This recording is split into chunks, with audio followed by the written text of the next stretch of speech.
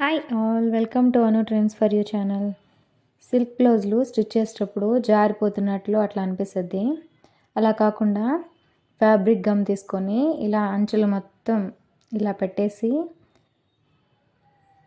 అంటించిందంటే జారినట్టు ఉండదు, same time save అవుతుంది. Blouse ఫాస్ట్గా స్టిచ్ చేయొచ్చు.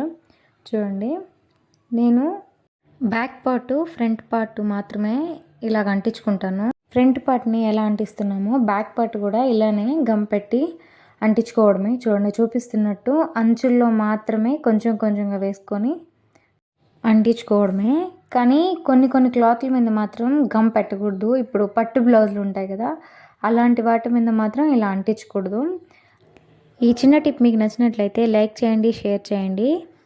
చూడండి, ఫ్రంట్ సైడు నీట్గా ఉంది, అలానే 2 సైడ్స్ అంటించుకోవడమే.